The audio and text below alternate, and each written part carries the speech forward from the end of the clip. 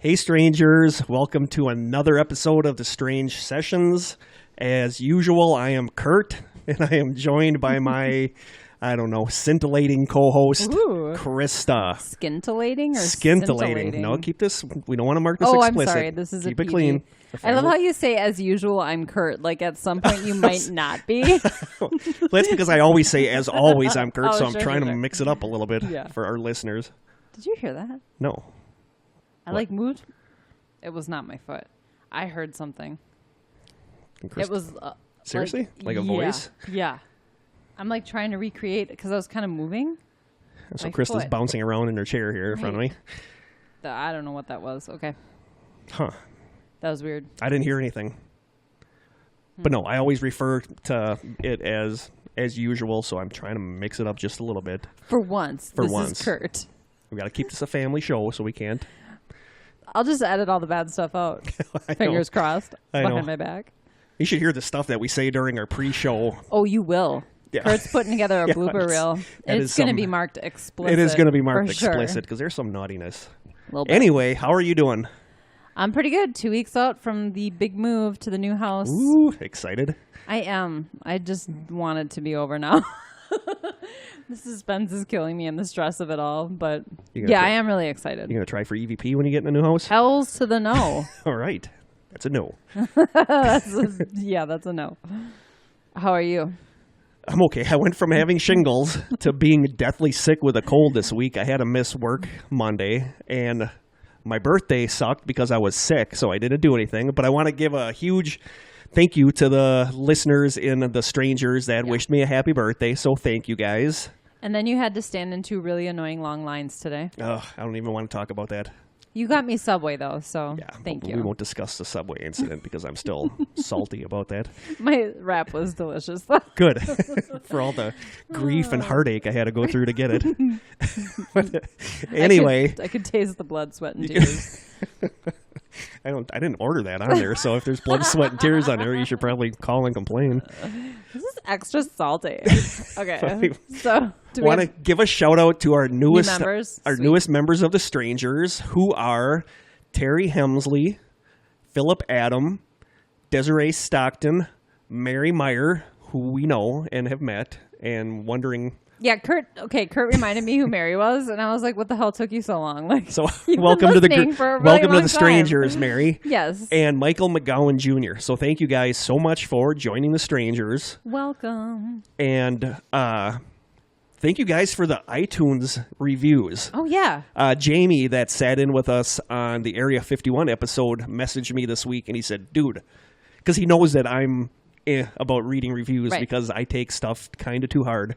So Jamie said, "Dude, go look at your iTunes reviews. They're really good." So I went and looked, and I was like, wow. I mean, I think we still have a perfect score. Sweet. But now some troll that heard that's going to give us a 0 and call you a millennial. Well, if we have a troll listening to the podcast, that's kind of weird. But just a reminder, Jamie also composed the music for the podcast our as much-loved music. Yeah. So thank you guys for the iTunes reviews. Keep them coming. Mm-hmm. It made my week, actually, to see that. Yeah, that was really cool. Thank you so much, guys. What other housekeeping do we have? I want to give a big thank you to our listener, Liz, for sending us our first... Oh, I'm so excited. Our first listener submission for the taste test. Yeah. I'm friends with her now, so I totally trust her, so it's not going to be like some weird white powder. A brownie wrapped in a napkin. It's like, try this. With a bite taken out of it. It's from Amazon, so we have something we're going to taste test this episode that I believe Sherry. Krista's mom... No, my mom doesn't listen to our show. Are you crazy? She doesn't listen to our show? Hell no. She tried listening to the first episode of Paranormal Palaver, and she fell asleep halfway through. Oh, jeez. Wow. So she's really excited that we have the podcast, and always says, I should really listen to your podcast. But honestly, most of the stuff wouldn't interest her anyway. Yeah. No, this is from Sherry Myers. She's a listener, and she's also my coworker. Oh, thank you, Sherry. Yeah. So we're going to try that in a little bit. Oh, okay, and then our next episode is when we are going to try Liz's order, mystery order. Taste test. It's not going to be horrible. I love that Kurt doesn't know what it is. No, this is our first double blind where neither of us know what the hell we're going to be eating. Right. Am I going to cry and whine and sulk? Oh boy. I don't know. we're going to see. Boy. We're going to see. So thank you so much, Liz, for sending that. Yeah, And thank we you. know Dash has sent us some stuff. Yep. So that should be coming soon. I was going to stop there and check today, but I was running late because of the aforementioned lines everywhere I went that really harshed my mellow. Effed up his day. Yeah, it effed it up good. But yeah, and I want to say that this is going to be our last episode for like a month. We are taking a break. Krista's doing all her house stuff, and I have a lot of autograph signings that I'm going to be going to, and, you know, public speaking. Nice. Actually, I'm going to be sitting at home playing Public Fortnite. appearances. We played Fortnite, but, you know. So we're just taking a little break. A month from now, we will be back. And we're going to throw some stuff up on the message board for you guys to see. Maybe a contest or something. Maybe a contest or two. We're still trying to figure out what we're going to do. Yeah. Just so you But don't get we're going to bored both with be us. around. We're going to both be around. Yeah. So we're just going to take a little tiny summer break. And sometime in the middle of August, we'll be back and we will let you guys know. So sorry about doing that because I know you guys kind of look forward to this. It'll make our return that much sweeter. Yes. So do we have a question from Berrigan? Yeah, we're going to do more listener questions at the end of the episode. But those are the anonymous questions. Those are the anonymous questions. We have a... Although we know who asked those. Yes, we do. Today? Okay. Yes. We have a question. We mention Barry on the show all the time Yes. because she is one of our very best friends, and she is proof of a higher being, in my opinion, because she is... Very perfect. So smart, so funny. Yeah. She's Anybody that meets her just falls in love with her. Absolutely. And her awesome daughter, who I have never met but really want to meet, Berrigan, asked us a question. Her question was, and she's really into this paranormal ghost hunting stuff. So Berrigan's question to us was, how do you start a group? How do you pick people to be in the group? I tried to start one a while back and only got people who didn't commit. So that leads me to the next question of, after picking who would work well, how do you nicely turn down people, and how do you start getting investigations? So my first question right off the bat is, how old is Berrigan? I'm not sure. She's early teens, mid-teens. Because that could play a big part. Well, she mentions in there. She mentioned in their doing legality too. So I mean, that's if you have a friend that's younger than her. Or just she needs to be really careful. I mean, I'm guessing Barry is sort of overseeing this whole thing. Yeah. It just concerns me thinking of someone who a young but teenage I'm girl. assuming she would have. I'm assuming she would have responsible adults in the group with her. And I'm assuming Barry would even want to tag along. Yeah. But you know, how you go about starting a group is one that there's really not an answer to, because it. You know, when we first started, we originally started in ECWPI, East Central Wisconsin Paranormal Investigations. And we all kind of got along, and I don't remember what happened, but we ended up... Who started the group? Yeah, well, Katie Kinter started the group. I'm still friends with Katie. I think her and Matt kind of started the group, Matt Schenk. Okay. And I don't remember exactly how it happened, but we ended up kind of splitting off into another group. And it's hard because when Mark, Rhonda, Krista, and I... No, Krista wasn't there. Mark, Rhonda, and myself, who were in our EVP episode, were friends for a long time. So like we high knew, school. Yeah, so we knew each other, so we were all comfortable together. And it was the JFK prep investigation where we met Barry that it was just instant, bam. We love this girl. You met Barry at the JFK prep? Yes. I didn't know that. Yes, that was the first time we met Barry, was Wow. at the JFK prep investigation. And so many reasons to love JFK prep. I know. And we just instantly hit it off with her, like, crazy. And then it was after that we met you, and that was an instant instant connection. Mm-hmm. So a lot of it is just getting lucky, and it's chemistry. Big a time. lot of it is chemistry, and chemistry goes a long way for making the investigations good, because if you guys get along, I feel like the better chemistry you have, the more activity you might possibly get, because I feel like if you don't have chemistry, people's guard might be up, and you need to trust just the like people you're with, there's a tension. There's a tension there that might not be really good for paranormal investigations. You don't want to be thinking about tension, or you don't want to be thinking about stuff not related to the No, investigation. exactly. That's for sure. So how would you suggest she get started though? Like Facebook Craigslist? Not Craigslist. Maybe make an application and ask really specific questions. Yes, yeah. I mean, an application would be good because you can kind of get a little bit of a feel for the person and what they're like. And you can look them up on CCAP. Yeah, and that's make another sure thing. They're not a criminal. Yes, we won't go into that. You need a birthday, first and last name. Yeah, really. We won't go into. We had an issue. We had issues in our group with stuff, and there were some people that we didn't get along with, and it wasn't that they were bad people. It was just that they didn't click. We didn't click, and you want a group of people you feel like you click with, and I think it's okay to start out with 3 people. Yeah. A 3-person, 3 to 4-person group. Safety in numbers, number 1. But you don't need a group of like 8 people. That's actually kind of a lot. Yeah. I would start small. No, I mean, that's one of the things that there's groups with like 20, 24 people, and it's like, if you're investigating somebody's apartment, you can't have 24 people there. And is she maybe opposed to looking into joining an already established group? I kind of think she wants to start her own group. Her own group? Yeah, which is a cool way to do it. But the only thing we can really tell you is to get people that are interested and then just kind of feel them out and see who you are comfortable with, who you aren't comfortable with. And as far as how do you nicely turn people down, you just have to. I mean... Yeah. I would start with an application process, for real. Yeah. Put something out maybe on Facebook. I feel like Facebook is a really good venue for something like that. Yeah. Create an application so you can check into people's background. I'm totally serious about that. I'm super paranoid and I'm worried about her safety. Yeah. I'm sure Barry's on all of this already anyway, but that would be my suggestion. And then maybe once you get a group of people, maybe arrange some kind of a meetup in a public place with everyone, and you can kind of suss it out that way. And afterwards say, hey, I'll be thinking about it. I'll let you guys know after I have a chance to kind of go. And if there's somebody doesn't that have to be face to face. No, if there's somebody you feel like you don't click with, just be honest and say, well, I just feel like it wouldn't be necessarily good for us to be in the group with you. It's hard. It's hard because you don't want to. What would you want to hear? Yeah, what would you want to hear? What would somebody say? How would you want to hear from someone that you just weren't right for the group that would make you walk away thinking, okay, that just wasn't a good fit, and not hurt their feelings without hurting their feelings? I honestly don't know.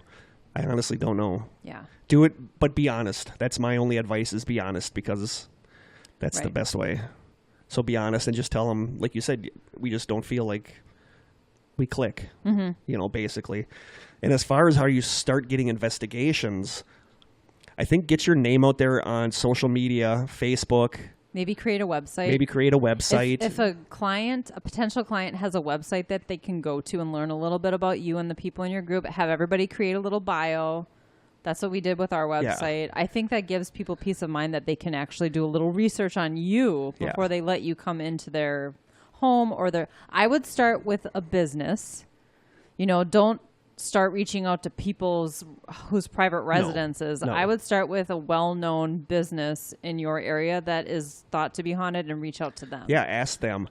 And another important thing would be to network with other groups. Absolutely. But try to feel them out. So, like, if you get to be friends with somebody in another group, that would be ideal, because there's groups out there where the people really aren't good people, where they'll swoop in and they'll steal your investigations because they can. When you want to agree with their methods and their ethics, things like that. Yeah, so get to know other groups.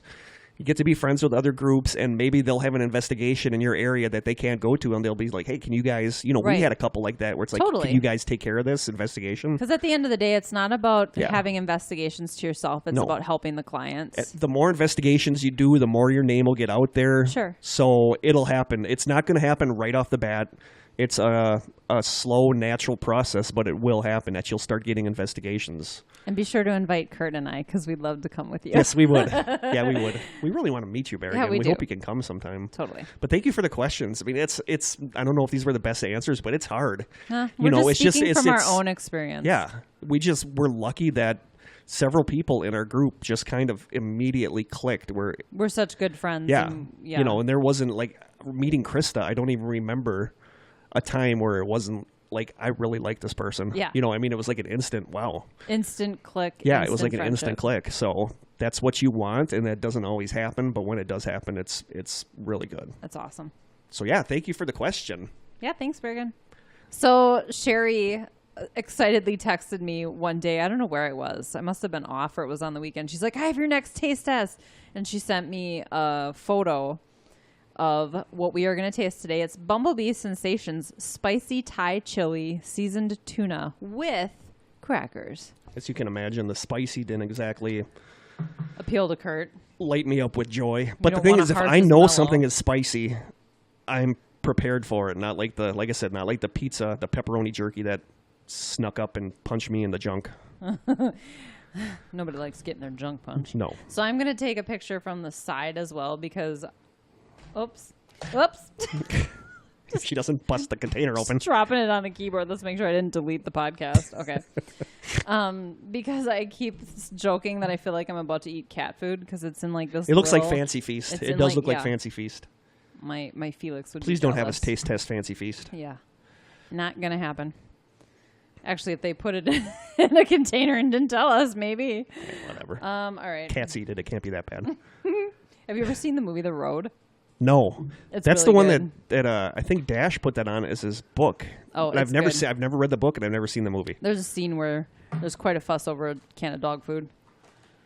And I also don't know if I think this is going to be really spicy because I think like a lot of mainstream brands say spicy, and it's not really that spicy. This is way harder to open than cat food. But the thing is, as much as I bitch about spicy, the sweet and spicy Doritos are my favorite Doritos. I've never had sweet and spicy Doritos. I didn't know it was a thing. Would you like me to serve you an Would you serve me an hors d'oeuvre, please? Yes. Only if you eat it with your little pinky up. I made that sound like you have a big pinky. There's a chili pepper in there. There it is. It's like right on top. I'm going to put that whole thing on your cracker. I am not eating that chili. I have to take a picture of that. I am not eating that chili pepper. I will sulk. This could be spicy. Well, if I don't have the chili pepper, give me like the half of the can that the chili pepper juice didn't taint. Maybe. Oh. Okay. It just got real. Shit just got... Oh, sorry. Stuff just got real. Okay, ready? Ooh, it totally looks like cat food. It smells good. I'm 100% serious. I love tuna. How much do you want? Is like that enough? I'll throw a little more on there. I'm a growing boy. Can I just place it gently?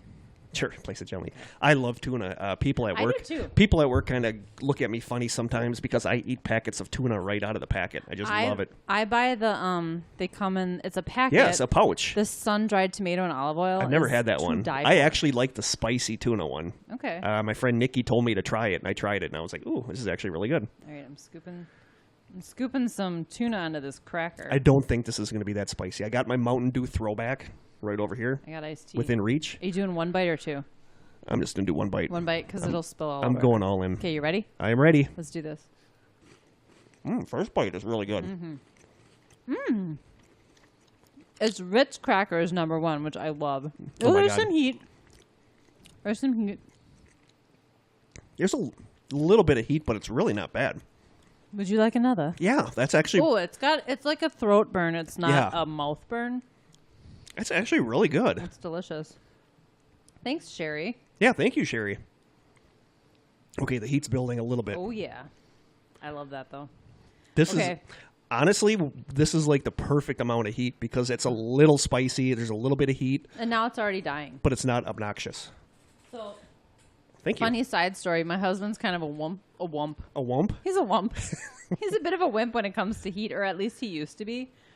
And we bought this artisanal beer salsa. Spicy. Like it was hot. I'm like, I don't know, babe. That's what I call him. We call each other babe.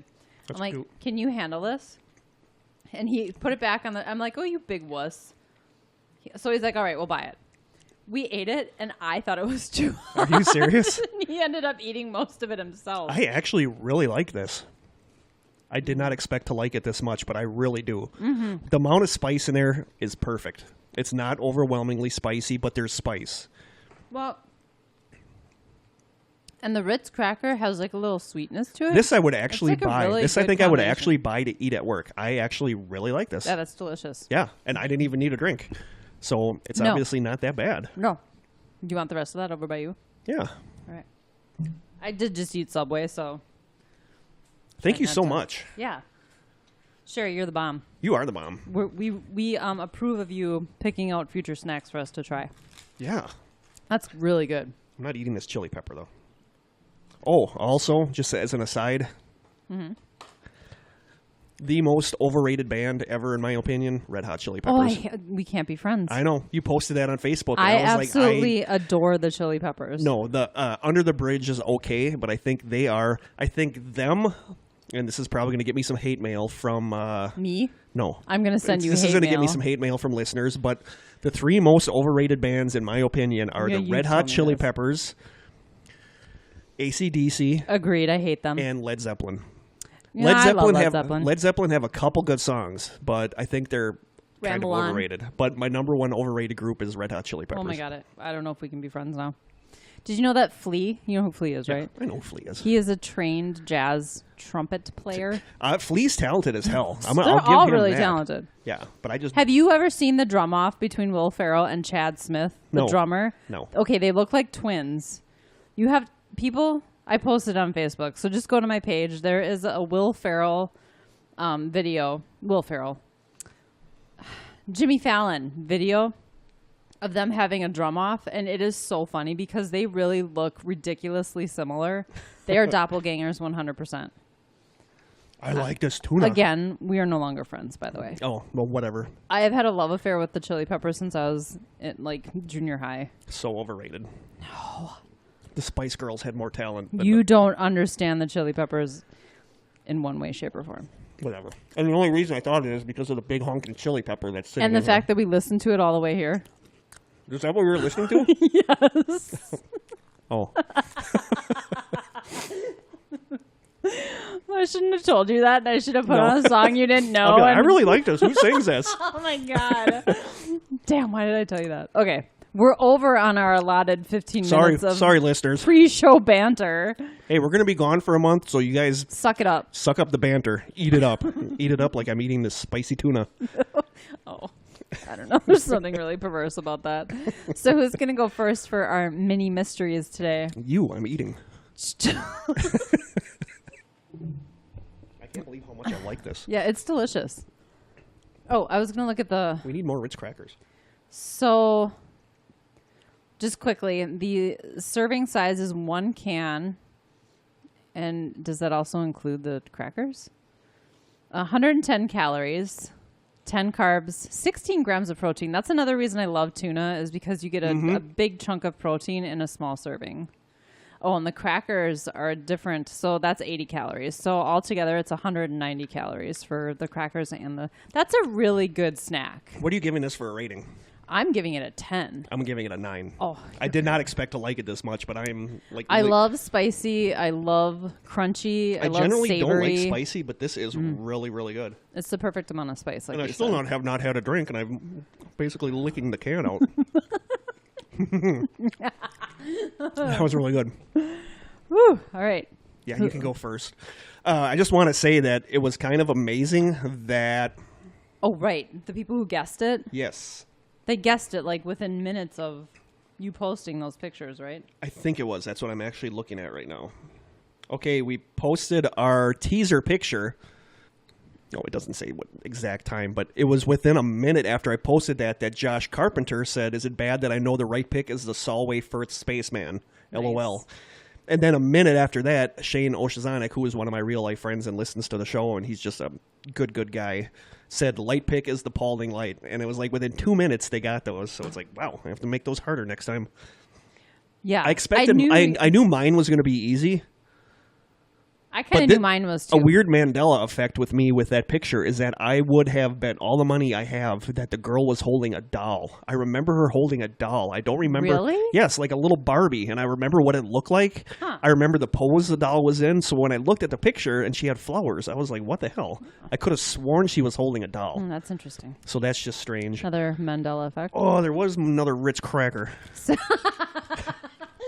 No, I'm just eating that plain. Speaking of Mandela effect, just real quick. Jim, my husband, got all excited. I don't know how this came up. I was talking about the podcast with him. He's like, did you hear that Bruno Mars song? He says something about smooth like a fresh jar of Jiffy. And I was like, what are you talking about? I listened to it and he says smooth like a fresh jar of Skippy. But I love that my husband somehow misheard that and thought it was Jiffy and got really excited that there was like a weird Mandela Effect song on the radio. So now I hear that song all the time. Oh, it's smoother than a fresh jar. But yeah, huge shout out to Josh and Shane for ruining our little tease right away. Jerks. We love you. I was going to say we're banning you guys from the group. Oh, sorry. But no, Krista loves you. We can do that. You guys can stay on. Okay. We're in rare form tonight. We are.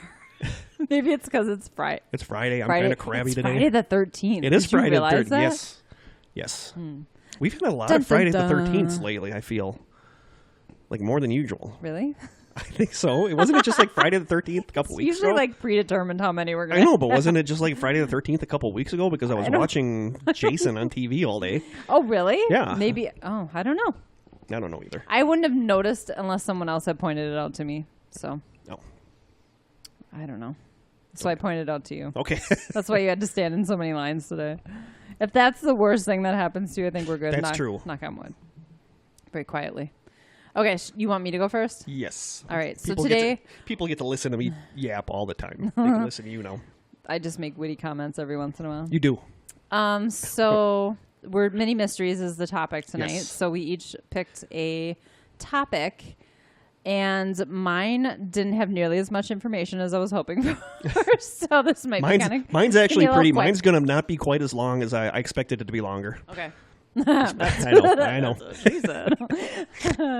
I can't resist that. Okay. So I'm going to be talking about the Paulding Light. A lot of you from Wisconsin or the surrounding states have probably heard of this.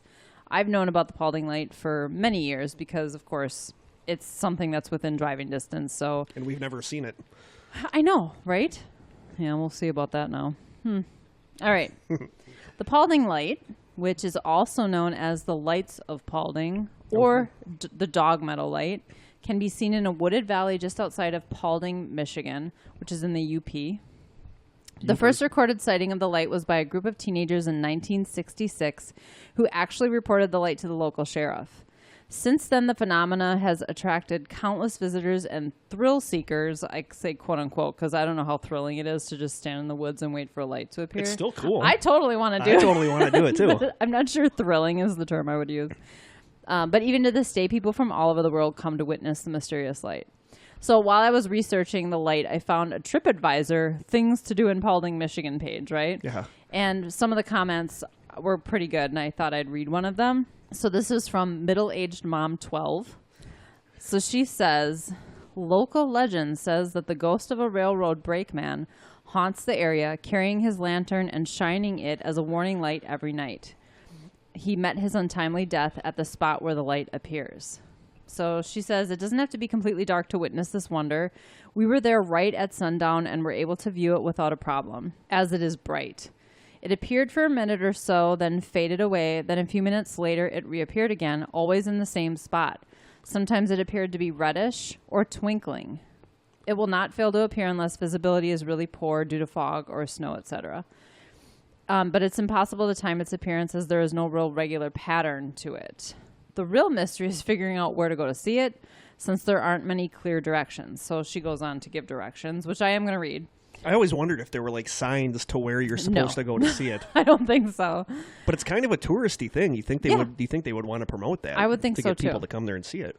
So she says, oh, and I need you to read something on here because I don't know how to read coordinates. I'm not good at that. On Highway 58, about 4 miles south of Paulding, Michigan, is a logging road, which is unpaved, called Robbins Pond Road. It takes you west of the highway a little way. Follow it to the right/north to a place where you will see a low barricade and probably at least a couple of other cars. The low barricade marks the end of the dirt road that was old Highway 58. That's where you want to be. When you get to the barricade, look north. You'll see utility lines, and I'm sure if you know about the Paulding Light, you've seen the photos. Seen the photos of the utility lines going down. It's like a clearing, a straight clearing of utility lines in the middle of the woods. You can kind of see that in our teaser picture. You can see the light down in the middle. Bit, yeah. She said the road goes north. Okay, where did I leave off? You'll see utility lines and poles along another portion of unpaved road that presumably was also part of Old Highway 58 once. The road goes north up a rather steep hill, dividing rows of pine trees. If you look at the top of the hill on its right side, or east, you will see the mystery light appear and disappear through the night. So I wanted to mention, though, because another commenter said it's not on Robbins Pond Road. Oh, great. Send people there to watch nothing. So that you should use the exact coordinates on your GPS to find it. So listeners, if you want to get your pen and paper, I wrote down the GPS coordinates. Can you read that, though? Because I'm going to say it wrong, and people are going to end up in, like, you know, Georgia. I don't know. I got that off of Wikipedia. That is not what I'm used to for coordinates. There's the last digits are always 3, so I have no idea. Shoot. This is what it is. But that's not the coordinates that I'm used to. All right, this isn't the exact way to read these, but the coordinates for the Paulding Light is latitude 4621 4.79 north and longitude negative 89 10 26.10 west. Thank you, Mr. Geocaching. The geocaching coordinates are nothing totally like this. Different. It's always da-da, da-da, da-da-da. 2, 2, 3. Da-da, da-da. It's always... Oh, that's funny. Okay, so now that you have the coordinates, guys, go at your own risk. Just saying. Bring us with you because I want to see these things. Yeah, I do too. Okay, so middle-aged mom, 12, had mentioned the folklore regarding the ghost lantern.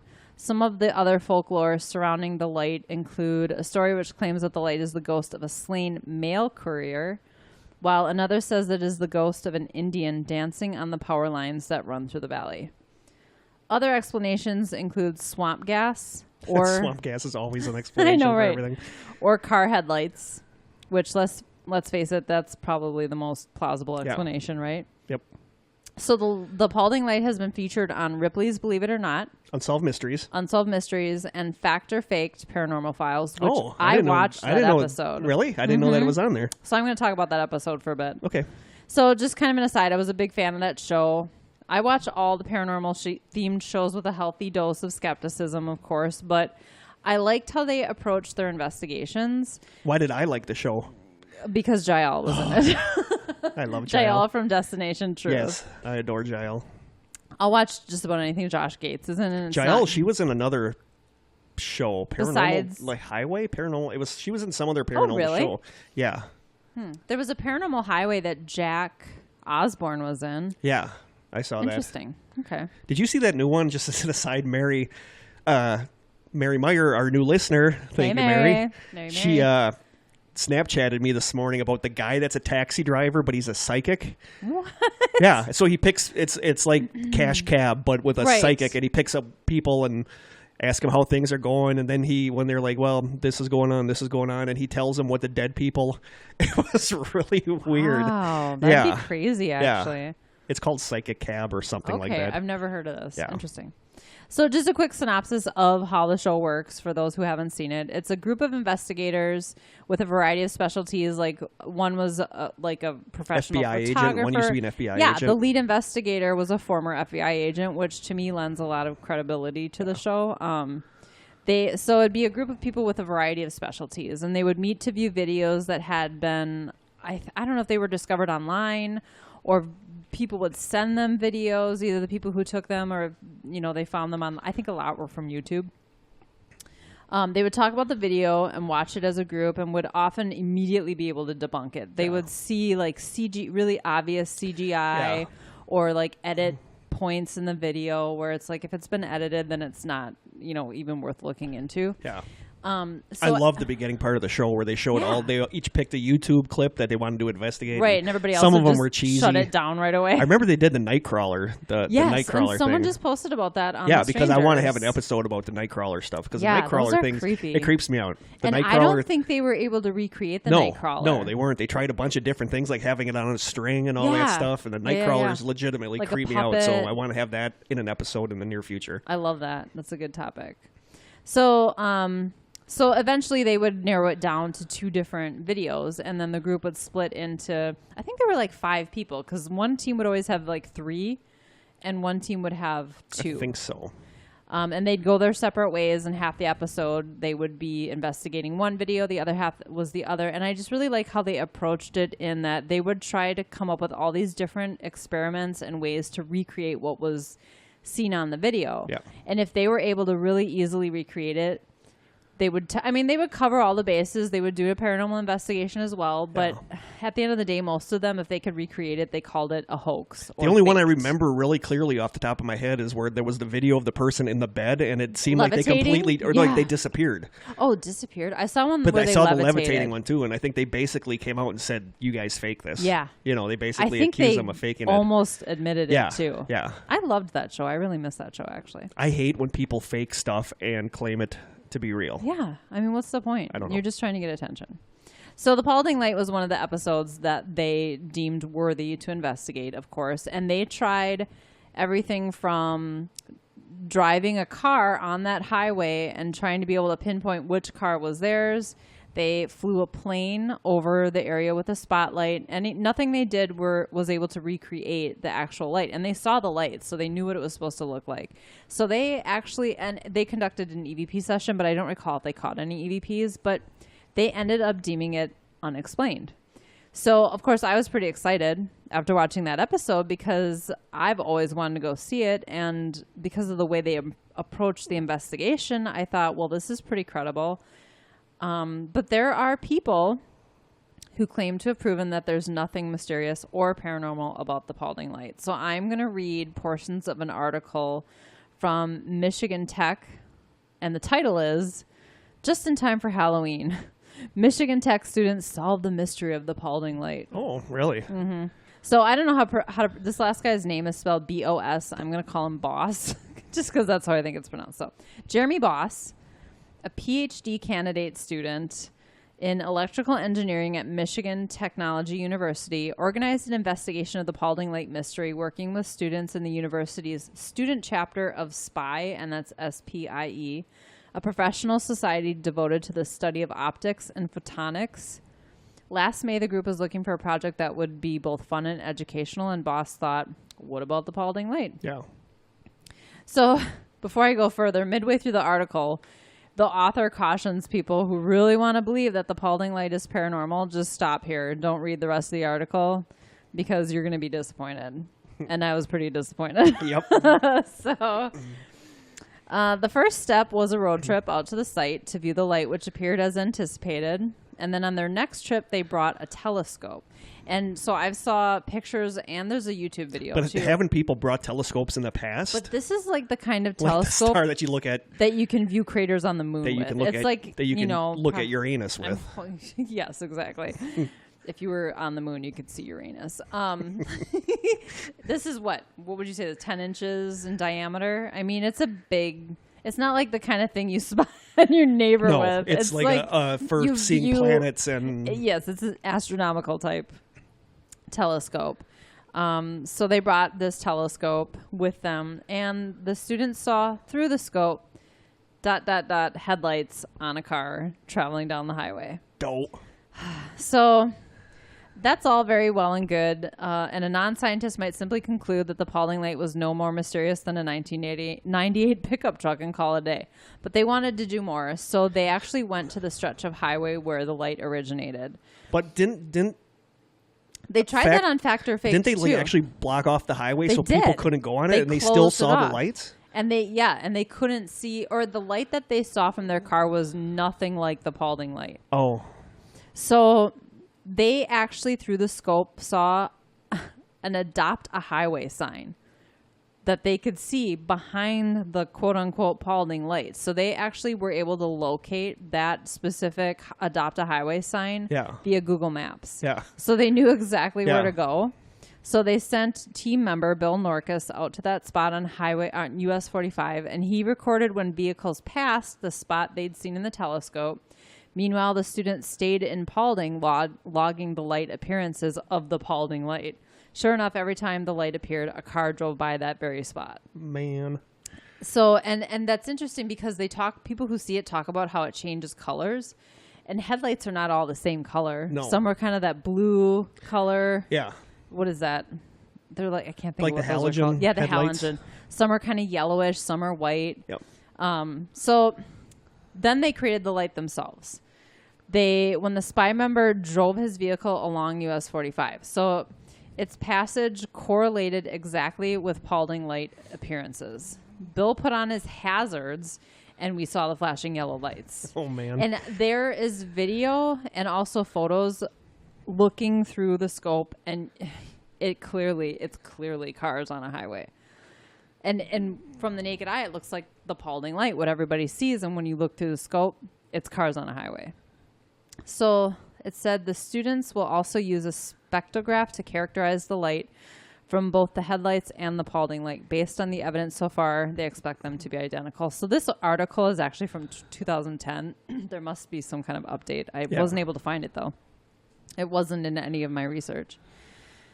So as if that weren't enough, the group also conducted atmospheric modeling along US 45. So heat rising off the pavement may sometimes contribute to the light's distortion. On the flip side... Yeah, like how you see the shimmering... Exactly. What looks like water on the road ahead of you when the heat is totally. radiating off the seem to asphalt. Move. Yep. And it can probably cause color changes, too. Yep. So on the flip side, an inversion layer in the line of sight between the road and the Paulding light viewing spot may also create a very stable air, which could account for the light's visibility. Because people say, how can you see 4.5 miles away? And the atmosphere just happens to be just right. But what about the impressive multicolored lights that are sometimes reported? And why does the light seem to move around? Quote, and this is Boss again, I think that the occasional spectacular lights happen when a cop pulls someone over. That makes sense. It's such a dumb moment, you know? He attributes the perceived movement to an optical illusion. Without a frame of reference, objects often seem to drift about the horizon. In addition, that section of US 45 is on a hill. The lights rise, fall, and stop as vehicles go up and down the hill. They change in intensity as drivers brighten and dim their lights, meeting oncoming traffic. Hello. Finally, Boss notes that the first Paulding light sightings were reported shortly after that particular stretch of highway was rerouted. Visitors to Robbins Pond Road, a popular makeout spot, hey, started talking about the lights in the 1960s, like I mentioned earlier in the episode. The students plan to present their work at an upcoming spy meeting. I love that they call themselves spies. I just think that's fun. That is cool. But no matter how airtight their explanations, Boss has discovered that some people prefer not to be confronted with the evidence. Quote, we've been told we haven't seen the real Paulding light. And I watched a YouTube video that you can see if you just Google it, that some people claim that the real light hasn't been seen in over 3 years. Really? Which I don't know I could have sworn that there were experiments where they closed the highway so there were no cars and people still saw the light. Well, and they said, and maybe he mentions it in here. There's other areas around the country that have this too, though. I think have the light. Yeah. If you Google this, you'll get other search options for other states that have a mysterious light. That's what you and I should do, is travel around the country and research mysterious lights. I'm game. Okay. So he says, I've been out there 15 times, hours at a time, in the heat, the cold, and the rain, and it's always the same. We were there Monday with a man who saw the headlights on our computer and absolutely refused to believe it. Boss says he gets a little irritated with people who should know better, who repeat the Paulding light and say, well, they repeat the fact that it's quote unquote unexplained. Yeah. He says, we're not the first people who have come to this conclusion. A paranormal investigation team came out here in the 1980s and showed that it was headlights. Jeez. You don't hear about that, though. No, you don't. That's no, because you don't want that to not be true. You know, you want it to be something unexplained and cool. Yeah. So I was disappointed to read this because now it seems kind of pointless to go out there.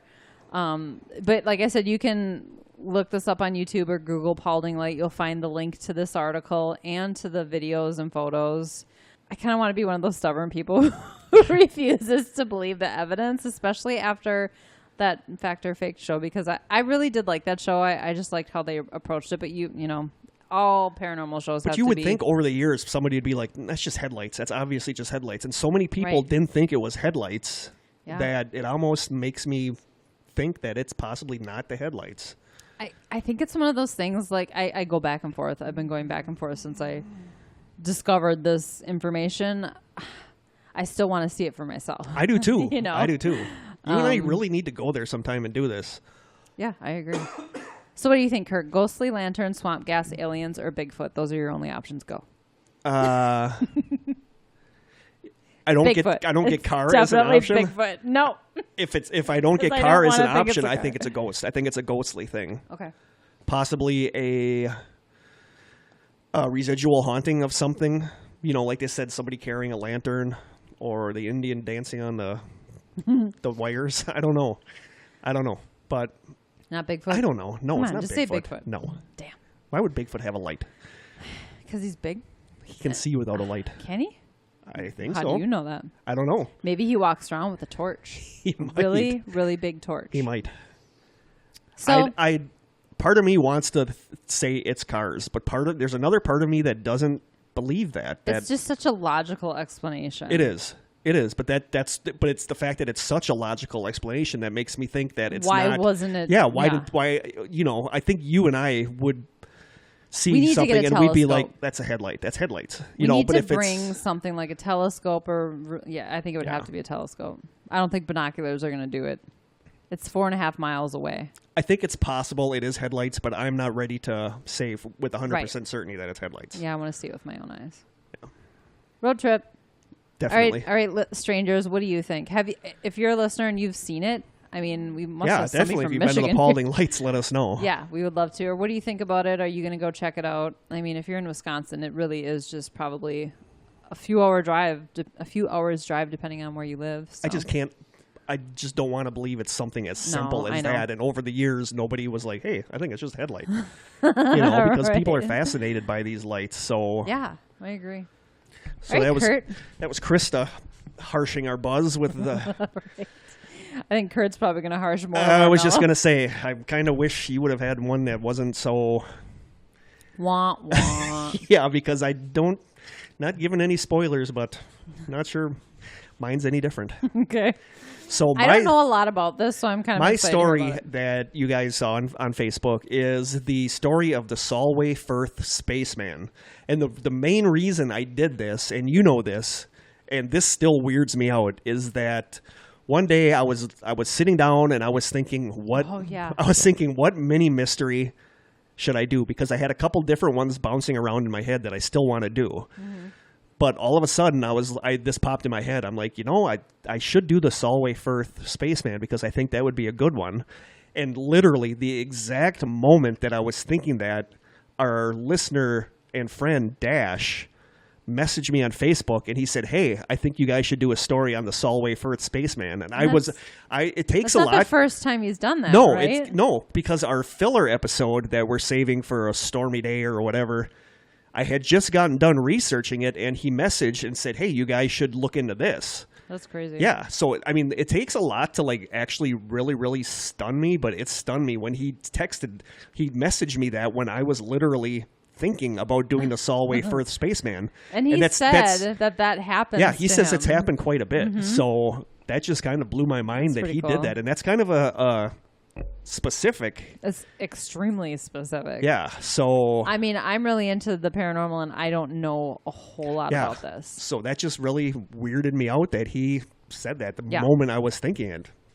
So I thought that was really awesome. So now it's like, all right, now we have to do it. So Dash, that was awesome. This one's for you. Okay.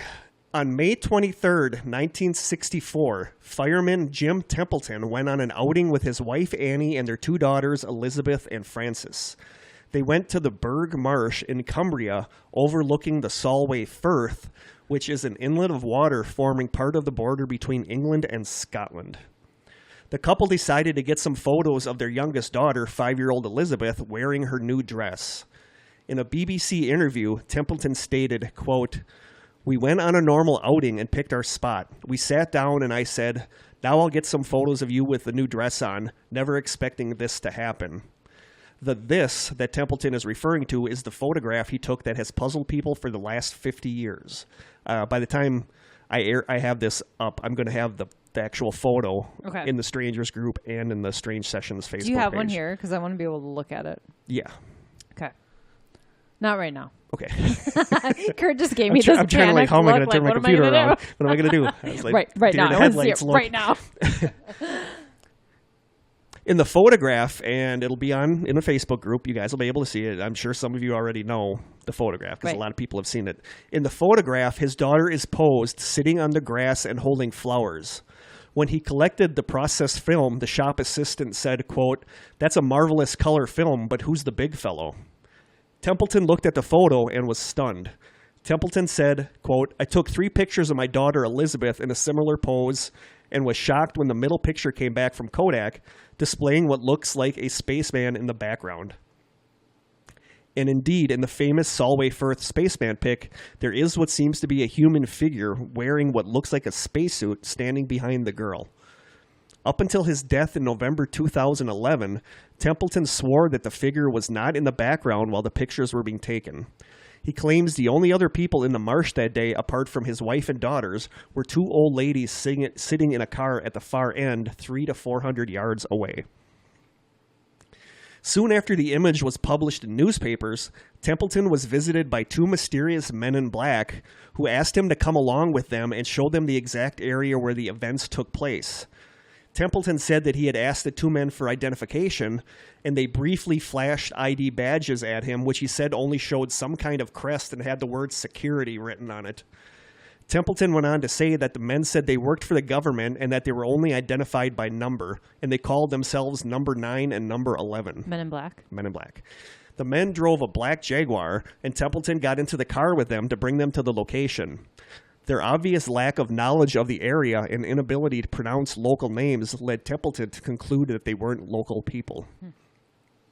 After directing the men to the site where the photographs were taken, the 2 men began to question him about the weather that day and what the wildlife in the area seemed to be doing the day that the photo was taken. On being taken to the exact spot where the picture had been shot, they said, quote, "This is where you saw the large man, the alien?" Templeton said that when he explained to them that he had not actually seen the figure at the time, it was only after the picture was developed, the men began to pressure him to admit that the photo was a hoax. Wow. When he refused to say that he had hoaxed the photo, the 2 men became angry, got into their car, and drove away, leaving Templeton to walk 5 miles back to his house. Big move, Men in Black. Right. Okay, as an aside, our last episode was about the Men in Black. Mm-hmm. No weird Men in Black since we put that out. So apparently they're not interested in us. They don't want to threaten us.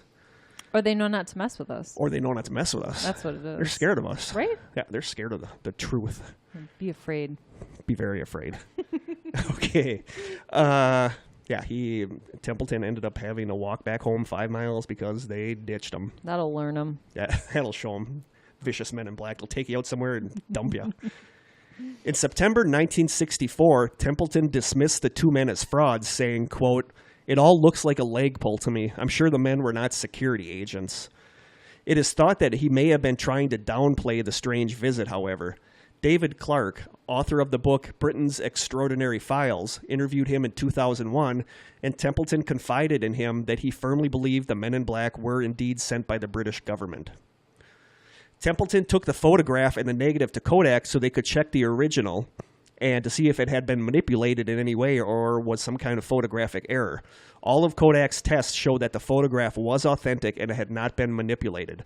Kodak even offered a prize of free movies for life to the person who managed to prove otherwise, but nobody was able to prove the image was faked. Wow. Or is that offer still stand? I don't know. I don't think so. Oh, damn. A year later, in 1965, Templeton returned to the marsh to take some more photographs, but when he handed them over to the same developer, they were returned with a note saying that his film couldn't be processed. What? I don't know. That's kind of weird. Yeah. And that's basically the story. Okay. That is the story. And there's 2 theories, of course. Theory number 1, there really is a strange / otherworldly / paranormal figure that does appear in the photo. Okay. And the visit by the Men in Black is weird. Sure. But if it happened. And that kind of makes it possible that it was something strange, if he did truly get visited by these Men in Black. Right.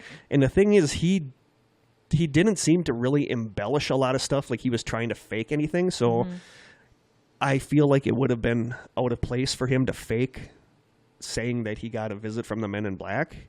Although that's a pretty big embellishment, actually. That is a pretty big embellishment, but I can't see him doing that for some reason. I don't think because he didn't really go out of his way to make a ton of claims and say, oh, the spaceman chased my wife and I around and stuff. He could have made it like a lot weirder. Yeah. But he didn't. So I just kind of can't see him embellishing that. Okay. So the fact that a Men in Black supposedly did appear to ask him about what they called the alien kind of could lead to that there was something there. Sure. And another thing is that in Australia, a technician who worked on the proposed launch of a Blue Streak missile in Woomera, South Australia, just days after Templeton took the photo, said that the figure in the photo bore a remarkable resemblance to two large figures that had strayed into the launch area, causing the launch to be aborted. To add to the mystery, the Blue Streak had been built at Royal Air Force Base Spadeddum in Cumbria, a few miles away from where Templeton's picture had been taken. So they're saying two mysterious figures came wandered onto the launch area, and they said that the guy in the picture that Templeton took looked exactly like what they saw in the launch area. Because now you have someone completely unrelated to your story, a credible source. Yep. And like it said, to add to the mystery, the missile had been built less than a mile away from where he had taken the picture, which is kind of strange. Yeah. On a 1996 BBC show called Tales of the Paranormal, Templeton said that the Australian technicians had claimed that the figures were, quote, exactly the same type of man, same dress, same figure, same size as in the original photograph. However, research shows that there were two aborted missile launches at Woomera around the time the photo was taken. The first, on May 25th, was halted due to bad weather, and the second, on June 2nd, was aborted due to a systems fault. There are no reports of strange men seen anywhere. Would that be the official report, I don't know. though? That's the thing. Would you put that in the report, that they were like two weird spacesuited? Probably not. Yeah, probably not. One theory suggests that an alien spacecraft had landed near them and that both the ship itself and the aliens were protected by some sort of cloaking device, which made them imperceptible to humans, but apparently not cameras. Right. So there's that. And there's also time travelers, that they were us from the future. Okay. Of course, that's in there. Sure. And other people think that it was perhaps a psychic projection from the girl. I like that theory, actually. Yeah. So those are the weird that there was something actually there theories. Okay. Big theory number 2, there's nothing strange in the photo. It's all easily explainable. Okay. I'm ready. In 2014, UFO author David Clark explained that the mysterious figure standing behind Jim's daughter was most likely Templeton's wife, Annie, who was present at the time and was seen on other photographs that were taken that day. He says, quote, I think for some reason his wife walked into the shot and he didn't see her because with that particular style of camera, you could only see 70% of what was in the shot through the viewfinder. Annie Templeton was wearing a pale blue dress on the day in question, which was for some reason overexposed as white in the other photos, and she also had dark bobbed hair. It has been argued that when using photo software to darken the image and straighten the horizon, the figure increasingly appears to be a regular feminine person viewed from behind. Templeton, however, swears that when he took the photo, his wife was standing behind him with his other daughter. However, there is another photo where his wife is kneeling by Elizabeth picking flowers while Elizabeth is arranging them in the little bouquet, and you can see that her dress is kind of washed out in the photos. Are there photos? Yes, I got one right here I'm going to show you. And this will be up right now. Are you going to show me right now? This will be up in the group too. Okay. So the one on the left is the original photo, and the one on the right is the color edited one. Okay. And I'm you ready. can pretty much see clear as day that it is his wife. Okay. Oh, sorry. I just banged my... Oh. You can see the hair. You can see her arms. From where the her back. Yeah. It's her from the like back. She is standing behind, looking back away. So her hair looks like some kind of a helmet in the because her hair is bobbed photo. in the back. Her hair looks like a helmet with even like a face. Yes. A glass. Because face. of the black in the back. And dang, that's disappointing. So it's so obvious. I know. I didn't want that. didn't want that to be the answer. So what is your final verdict? Is it a spaceman? It's his wife. Or is it his wife? It's 100% his wife. I'm so sorry, listeners, but it is his wife. It is not. Mystery solved. I don't know. Maybe the person that did the color correcting embellished it a little bit to make it fit what he thinks. No, but you can see. You could see after you look at that picture, and even when you look at the other one, you could see. Yeah, all the details are the same. Oh, and none of the details have changed. Here is a picture. Yeah, of her other pictures from the day. I will bring one up in a second. Bummer. Yeah. So I feel like if you look at the pictures and the videos from the Paulding Lights stuff too, you're gonna feel the same way. Oh, so. Consider this the consider episode. This the Kurt and Krista piss on your parade edition, where we pretty much, and it bums me out because I love this photo, and I was like, it's a really cool photo, but I hate that the more I look into some of this stuff, the more I'm like, ugh. But you know what though? I feel like those experiences make the stuff that you truly can't debunk. Here's the thing. I mean, really exciting. You guys know that I believe in some weird stuff, like the whole reality is a computer simulation. I believe in ghosts. I believe in aliens. I don't think they're from another planet. I think they're from another dimension.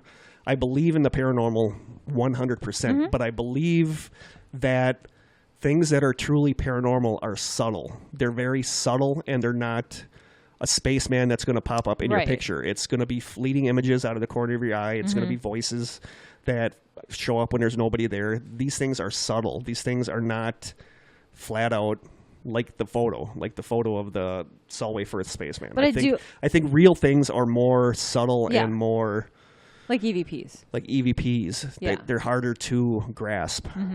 You know, that's why I think there's so few legit photos of ghosts or UFOs, because for some reason that I don't understand, it's harder to grasp that. It's harder to capture that. I do think, though, that the more things that you debunk and figure out aren't real, when you do come across those rare things that are real, it's so much more exciting. I just don't want listeners thinking that we're out here to debunk everything, because we were truly disappointed by the results of this. I honestly didn't know that yours was going to be a wah-wah. So, sorry. So it's like, once you told me that, I was like, oh, crap, mine is too. I still want to see it for my own eyes.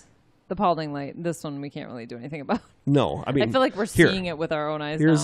Here's the picture that where his wife is kneeling behind her, helping her pick flowers, and you can see that the dress she has on is blue. And you can see how it's kind of faded. It's short. Like, short sleeves. I'm sorry, guys, but I'm 99.9% sure the Solway Firth Spaceman is his wife. So, we are sorry. I hate that I feel guilty for both of these being kind of Hey, bummers, man, we're just doing our job. We're just doing our job. We're just reporting stuff. Suck it up. I actually believe yours could be more paranormal. Yeah, you got to look at mine. Video, but yeah. Yeah. I still like that we can go see it for ourselves, and we should totally do that. Yeah, we should get Mark Rhonda, get Barry maybe, and Berrigan to come with us, do a little road trip up to the UP. Because all of us have talked about that for years, so we should do it. Maybe we should do a Strange Sessions meetup at the Paulding Lights spot. We should. Any listeners who want to meet us there. Yeah. That'd be cool. Then we'll give them the wrong coordinates. Right, yeah. So, psych. Sorry, guys. Tell us what you think. Yeah, so sorry. Look at our photos and links and videos and give us your own verdict. But I'm like Mulder. I wanted to believe. Right? I wanted to believe in the Solway Firth Spaceman. But I feel like the more I looked into it, the more... We're Scully in today's episode. You know, and were the Men in Black legitimately government workers that were curious if he really saw an alien? It could be, and maybe they got there and they're like, this guy's Looney Tunes or full of crap. I don't know.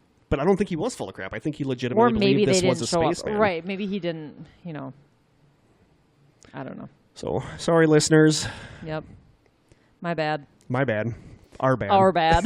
So, should we move on to some questions? We will move on to listener questions. So, we know who submitted these. Are we supposed to say who? Yes. Okay. It almost seems like it wants to rain. I feel like it's getting I just got a text from Nikki that it poured like crazy by my apartment. So my poor Narnia is so scared of thunderstorms. No. She's not scared of snow. I'm scared of snow. Snow is so loud. Shut up. All right, here we go. You can leave some of this stuff in the episode too. Okay, good. Okay.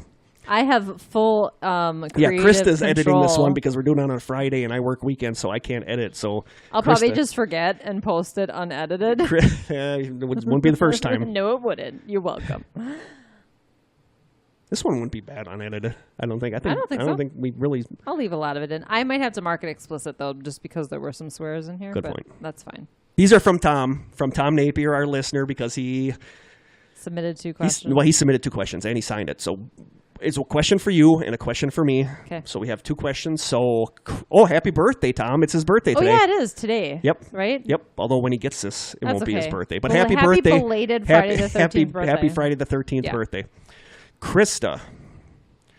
Do you believe it's more likely that our deceased loved ones are communicating from beyond the grave, or that people are experiencing unexplained phenomenon rooted in science? I guess I would like to. I don't think it's really very probable that all of our loved ones are still hanging around. Yeah. I think it's actually probably pretty rare. And it's probably someone who either they're here to watch over you or they had some kind of trauma. They don't know they're gone. They have some unresolved business and that's why they're here. And I just don't feel like I don't feel like any of my relatives are hanging around. No. I've never had any I did have a dream about an uncle once shortly after he died. He spoke to me in a dream, and I think maybe that happens within a day or two. You see stuff like that. And the thing is, we had stuff happen with my dad after he passed away, the day or two after he passed away. Mm-hmm. And really? Yeah. Have you told me about that? No, but next time Corey's on the show, we'll talk about it. Next time my brother's on the show, we'll talk about it. Yeah. But it was like at the funeral. It was like during the funeral. Okay. And then interesting. Like the things with my 2 cats that I saw after they died were both right after it happened. Bogart so it's almost like you have a little grace period where you can come and say goodbye to people before you go on to the whatever is after this. They kind of linger before they move on. Yeah, they kind of linger a little bit. That is probably happening. Yeah. Whether or not they hang around after that, though, I don't think that's very likely. Do I think that the other only explanation is something scientific? No. I think that is that part of it, maybe. Yeah. But I think that it's probably just some other paranormal phenomenon that is not related to your relatives in any way. Maybe it's demonic. Maybe it's... But if we go back to like what we talked about on the EVP thing, where it could be some kind of time glitch, or it could be like a That's paranormal to me, though. Seriously? A time glitch? A time glitch. Something like time-wise, or if it's like a parallel universe bleeding through, to me, that's scientific. To me, that's not paranormal. That's scientific. It is, but it's also science fiction-y, too. Like, I get that these things are starting to be shown to be real. Yeah. But I still think it's not normal. Do you know what I mean? No, I know what you mean. And to me, paranormal is anything that's not normal. It's above the norm. To me, anything that's paranormal is something that's not rooted in science. And I think that's... We have differing opinions on what's paranormal. I feel like you can measure so much of the paranormal with science. I think it's all intertwined together. But I don't think our only 2 options are... our loved ones are hanging around or it's science. I think there's so many things in between. Like it could just be residual energy. It could be someone not related to you haunting you. No, because you have a point. Because if it's residual energy, that's kind of both science and paranormal. Where it's energy and it's also paranormal. So I don't know. You have a good point. I just feel like it could be anything from, a poltergeist to a demon to... residual energy to... And to you, all of that is paranormal. Totally. Okay. Yeah. Fair enough. Good answer. Yeah. Thanks. My question. Kurt, have you ever experienced anything that terrified the hell out of you on an investigation? I think we've discussed this, that the first investigation at Vicky's when we were all in the EVP circle... Mm-hmm. And that's one of my scariest moments. For sure. We've talked about this in another episode, but we were all experienced it. We were all in the basement in a circle in chairs doing an EVP session in the furniture room at Vicky's at Elsing's Secondhand Shop. My first paranormal investigation, period. Was that your first one? Yes, and also our first investigation at the shop. So it was kind of like quite an initiation for me. Yep. Yeah, and we all sat in a circle and around a table. It was a big round table. Yeah. And in the pitch dark. And all at once, all of us were like... I think I'm the one who spoke up first because I it couldn't felt like stop anymore. We all said it felt like the room that was dark somehow got even darker. Like something came into the room and it was just completely dark. Like I was definitely nervous going into it because it was my first EVP session. Yeah. And we sat in complete silence for probably a good 5 minutes. Yeah. And finally I was like, you guys, I am absolutely terrified. Like, and the thing is that it wasn't us psyching ourselves out because we've done this in other investigations and there's nothing. You're sitting in the dark and you're like... No, it was something that happened very like... We were fine at the beginning of it. Yeah, it was like... I always say it was like something crept into the room and it made it super dark. Barry wasn't And we all freaked out and then we were like, all right, screw this. We're going to wait for Barry to get here because Barry had been investigating the paranormal for a long time at that point. So we're like, we need Barry here. Barry was on her way, so Barry was coming. So then, Barry came, and then we did this again. And we told her what happened. She's probably thinking, she's like, these bunch of amateurs. noobs. I'm out of here. Right. Deuces. No, and then she was like, she told me later that, because when we all sat in a circle again, there was like absolutely nothing. When we first sat, in a circle, when Barry got there, we tried this again, and there was like nothing. And Barry said at that point, she was thinking, oh boy.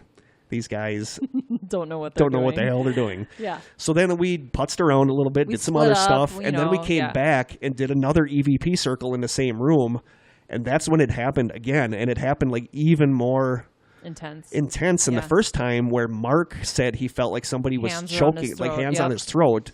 Mm-hmm. And then Barry and I both got really, really sick, and we had to leave the building. Yeah. Because I remember Barry and I sat out on the front steps, and Barry was like, all the stuff I investigated, I have never felt like I do right now. Yeah. And I didn't want to go. You could not have paid me at that moment to go back into the building. So we sat out there for like half an hour, and we finally kind of got our courage up, and we went back in. But of all the investigations we've done, that was the most scared I was, where I did not want to be in that building. Something did not want me in that building. Granted, you've investigated that place by yourself. Yeah, but it was like we said, it's almost like with that place. It's like with that place, the first time you're in there is when it says, it's like it's saying to you, see what I can do to you if I want to. Right. And that's basically what it's like, because after that, you're kind of like family. You still get the creepy stuff, like the breathing in your ear that Krista got to experience. And, like I said, when I was in the basement, when I slept by myself in the furniture room on a couch, and I woke up in the morning in pitch dark, and I said, is there somebody in here with me right now? And there was two taps on the table right next to my head. It's like, okay. And our experience in the back basement. Yeah. And all the lights on. The 3 times that I've been the most freaked out were this EVP circle the first time at Vicky's, the night that it was just you and me in the back room at Vicky's where the lights were on, and we both were like, we need to get out of here. Something does not want us in here. Yeah. And then the time when we did the investigation at the Ohio State Reformatory in Mansfield, where Barry, Matt, and myself were up in the very top where the old tuberculosis ward was. And I felt totally, totally uneasy in there, like really badly creeped out. We had the thing that happened at the hair salon where I actually got sick for a little bit and I had to leave. So there was that. But the vault for me at the hair salon was the worst moment. That was your worst moment. My worst moment was Vicky's, but the vault was my second. The EVP circle at Vicky's? Yeah. So Tom, that was the one moment that I can literally say that it scared the hell out of me. And it's our second favorite. You'd probably say JFK is your first favorite, but Vicky's is my favorite just because I've never done Vicky's JFK. Is my favorite. I loved Vicky's. Really? Yeah, Vicky's is my favorite. But it felt like a second home after a while. That was like, it was still one of our first investigations too, kind of. And I will never forget the feeling of Barry and I sitting out on that front step and her and I both being like, I don't want to go in there. I can't go in there. Yeah. So that was the one moment that I had the hell scared out of me. Yeah. Good stuff. So yeah. Cool. Good questions, Tom. Very good questions. Thank you, Tom. Should we do one more? Sure. Okay. We got a little bit of time, so we are going to do one more question for you guys since we are not going to be around for a couple more weeks. Better be a good one. You want to go out on a high note. What would you share about yourself that you are most proud of or most embarrassed about? Oh, jeez. I need more warning. I guess... right away, what comes to mind, what I'm most proud of is this podcast. Wow, really? Because, there are a lot of reasons for that. I am an introvert big time.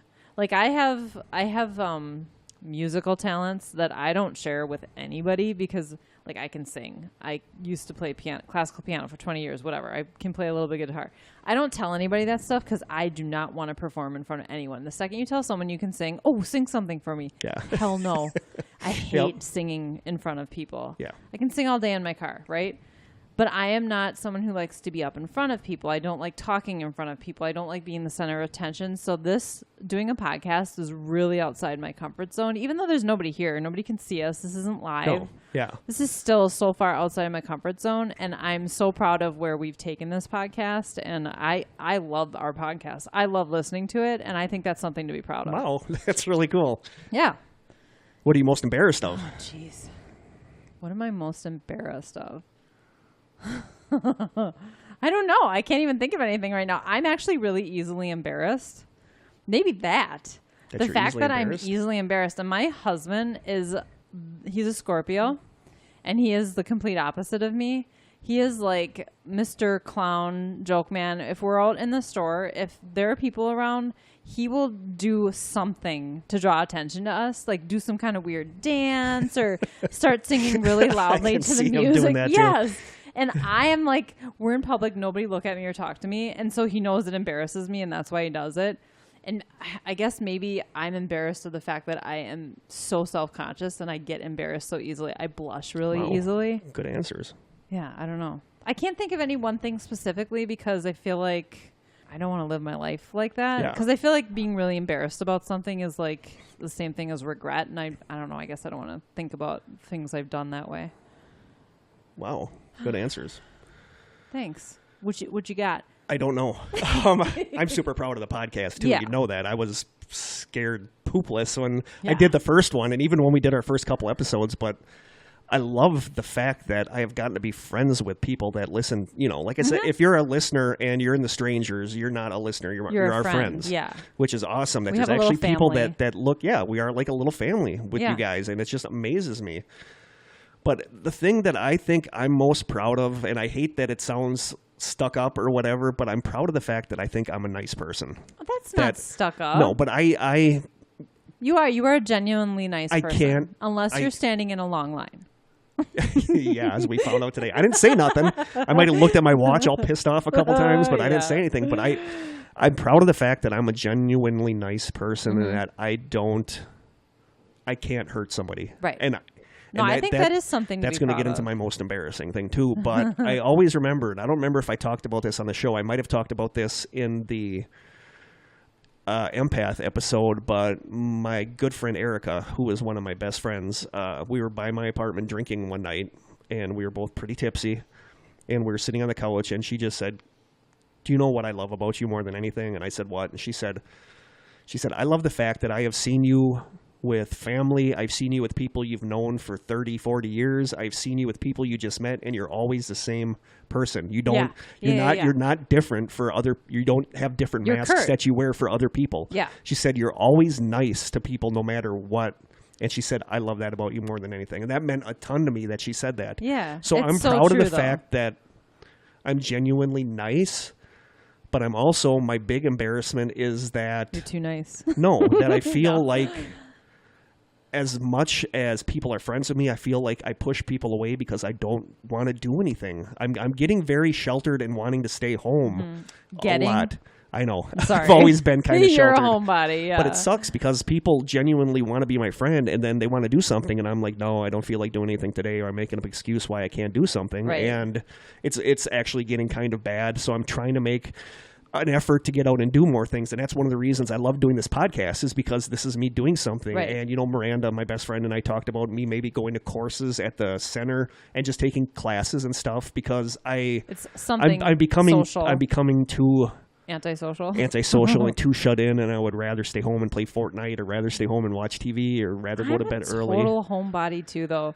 Those memes that people post on Facebook, "Hey, it's Friday night, I'm going out." Just kidding. I'm in my jammies already. That's me, and that is the perfect night. But it's just so, I was 20 years ago, I was so different, and it's always in my head that if the me from 20 years ago saw who I am now, he would be so disappointed. Oh, really? Yeah, and that's my embarrassment. Is that I don't think there's anything wrong with it, though, and we all change. I used to love to go out too when I was in my 20s. Now that I'm in my 40s, I'm like, no, but mine's getting bad where I have to like drag myself to go to lunch with somebody because I would rather just not do anything. You need to think about that guy you saw crawling around. Oh yeah, the creepy ass old guy in your old apartment. I told you my friend Brooke said that because the guy that crawled out of my bathroom, and you got to listen to our personal experiences episode for that whole story. But the old guy, like a foreshadowing of the old guy I saw crawl out of the bathroom of my apartment was wearing a blue and black flannel jacket, which is the jacket that I wore at that time. And he was old and decrepit, had stringy white dripping hair.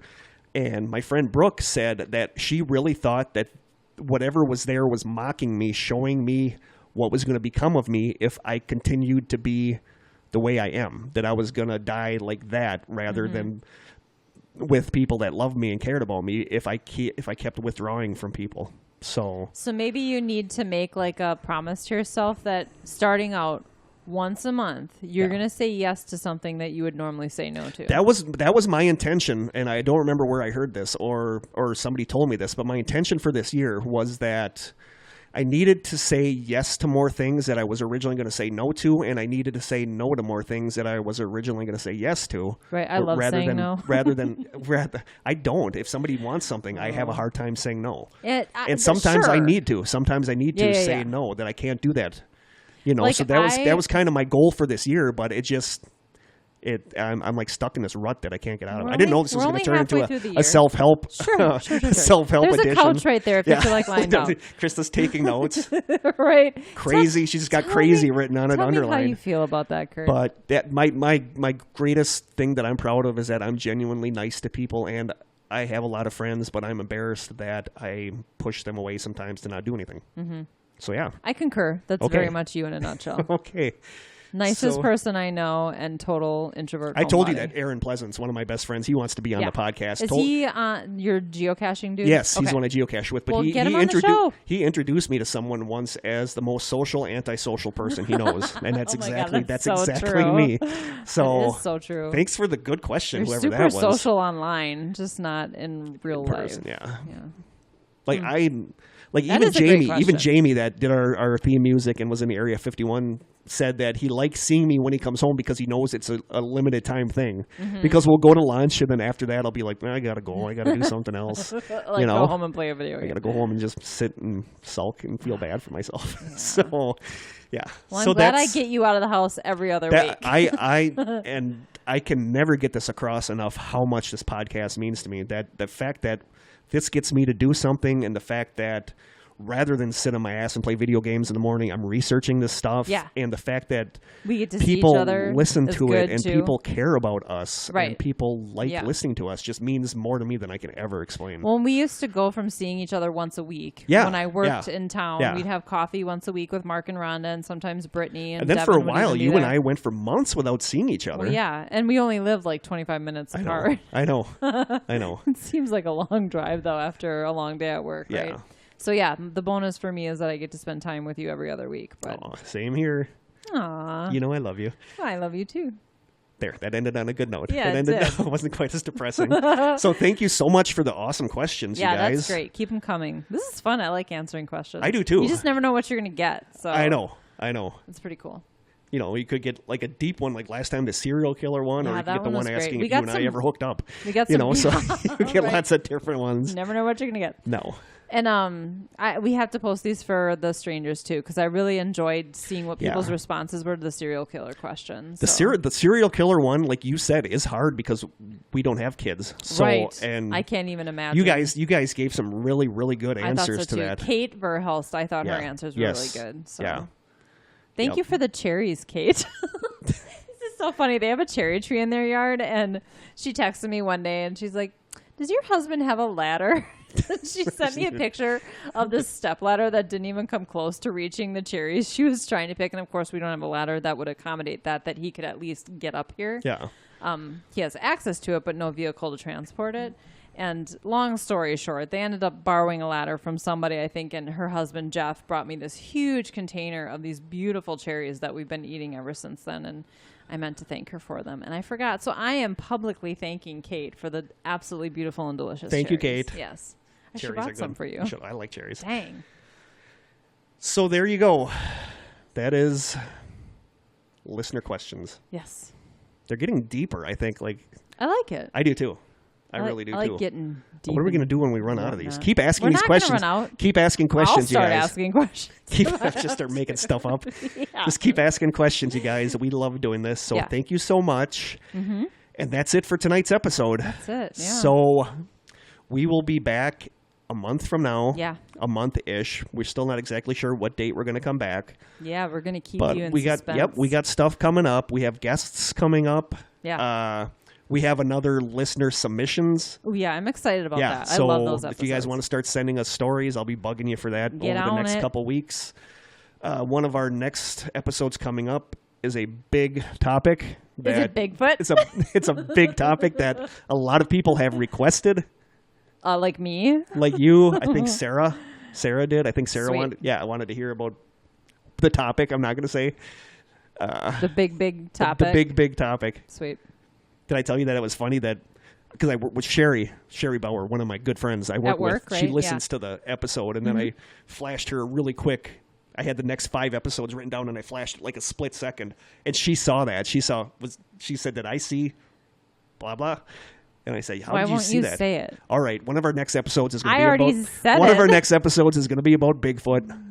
So it's actually good we're taking a little break because I need to research. I think that's going to be a lot. Because he doesn't really know anything about Bigfoot. Because you don't really believe in him. I'm not a cryptids guy. I'm well, really I not. Hope other than like I love the Mothman stuff, but when it comes I don't think of the Mothman as a cryptid. Is that weird? Maybe like, not because Chupacabra is a cryptid. You know. Yeah, like I'm not into the Wolfman stuff. That's so weird because. I mean, the Mothman would fit the profile of... I guess I never think of him... maybe that's why I like the Mothman. Maybe because the name man is it's throwing me for a loop. It might be. Now, if it was a moth woman, then I'd be all... all up in that shit. I'd be all up in that. Probably not with moth wings and like... Powdery that stuff weird moth powder, that moth dust they have. Probably not. No, it was more pixie-ish, like that Sparkle. The girl, the Sparkle woman? Commercial, for the napkin or whatever with the girl with the wings. I haven't seen it. She's so cute. Oh. But no, not a moth woman. Okay. That's just weird. Okay. I don't know if there's ever been a moth woman. Cross that off Kurt's list. Yeah. The moth woman. Yeah, I've never heard of that. No. That's like the women in black. Mothman must be very lonely. Yeah. But no, I don't think of Mothman as a cryptid either, I guess. I think of that more as a paranormal. But he should be a cryptid. The description. Yeah. Okay. But yeah, so I'm going to have to research the Bigfoot stuff because, I mean, I know a little bit about it. I know about the famous film that, Gimli. Yeah, the one that's somebody in a costume. Right yeah. But so I'm going to have to research that stuff. But who knows? Maybe that one I'll actually go into skeptical and come out. That's what I'm hoping for. Yeah, because I would love to hear encounter stories. Oh, I would too. And I can't recommend enough the Sasquatch Chronicles. I think that is such a great podcast. I'll have to listen to some of that maybe for research. Generally every episode is someone who calls in and shares their experience, and it's crazy. You can hear people's voices shaking as they're recalling what happened to them. People get emotional, and I really love the host, Wes. He's like, I imagine he's a lot like you. He just seems like the most kind, like laid back. He makes everybody feel super comfortable. I just like his style, and it's a good show. I'll give it a listen. Good. I will give it a listen. Maybe, like I said, I kind of want to come out of that one a believer because I just don't. I also want you to come out of that one. Okay. So that episode will be coming up in the near future. So we will be back in a month. Yeah.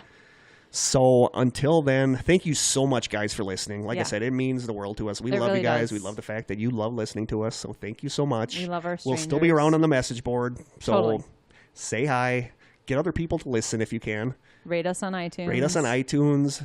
Thank you for the good rates on Facebook, too. Yeah. The good ratings. Absolutely. Yeah, you guys are awesome. So thank you so much. And until the next time we talk to you guys, stay strange.